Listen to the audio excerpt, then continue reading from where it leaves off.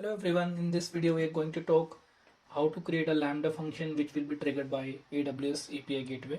For that you need to log in into the AWS account and go to the Lambda function. Create a Lambda function. Click on create function. Also from scratch I am keeping it for the demonstration purpose only. So I am keeping the name as my processing Lambda.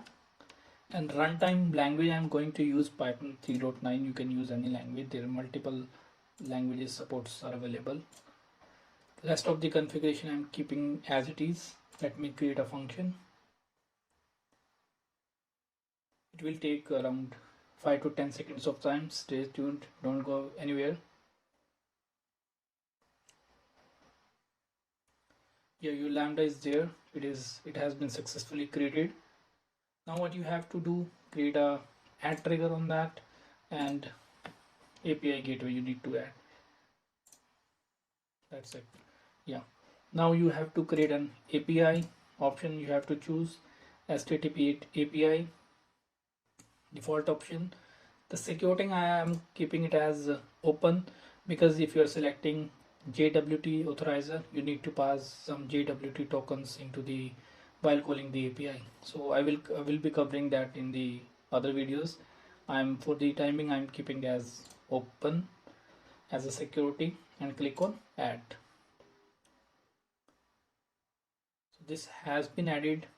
So now if you go to the triggers point and if you click on this URL, you will see that this code is returning from the Lambda code. If you go into the code, see this is returned from the Lambda and it's running status code as 200. So this is one of the way that you can add a trigger, API gateway trigger. Now let's discuss about the second way. So what you have to do for that, you need to go into the API gateway.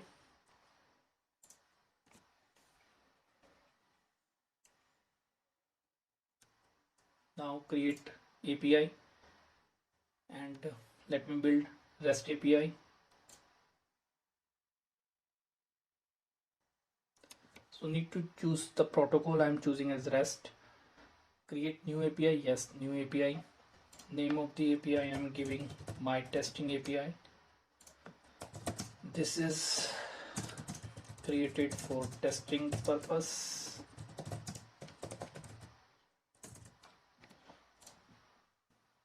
We'll discuss that in detail about the endpoint type. As of now I'm keeping it regional.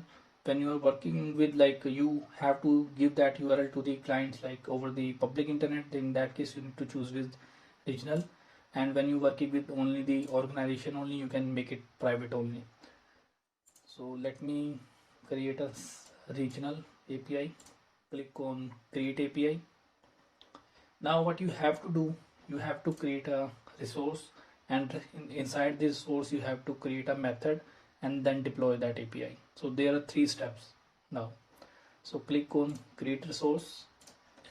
I'm just giving my API resource, so you can choose the name accordingly, and click on create resource. Now you need to add a method into that. So you need to define method type. Method type I'm getting setting as a get, because I'm getting something, because right this is hello from the Lambda and this is get type, return type, right? So in that case you need to choose get and click on this sign. So this is done. Now what you have to do, you have to integrate your Lambda function with it. So it is asking for HTTP mock AWS service, but I am keeping Lambda function as an integration type. And then you need to choose your Lambda region. By default this is Mumbai and it is coming right. AP South 1 is the Mumbai. And the function name, my function name is, whenever you type my, you will see the entire name of your Lambda function. So I'm choosing my processing Lambda and click on save. Then it will ask for that add permissions to Lambda function. This is obviously needed, because if I make a click on the cancel button, it will not allow you to access any Lambda function. You have to click on the OK. Now it is creating a API for you.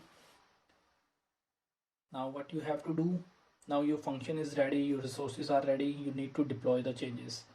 For that you need to click on the action, deploy API, and then click on the deployment stage. Deployment stage is the, you can say, is a name or the category where you have to enter new stage. And let me create that stage with the name of QA stage name. This is for the QA. So like this you can create multiple stages. If you are working with the like corporate environment, then you have the different environment for the dev, QA, UAT, production. So you can create multiple stages, and if you are deploying any change on any of this stage, it will not hamper your rest of the changes, rest environment changes.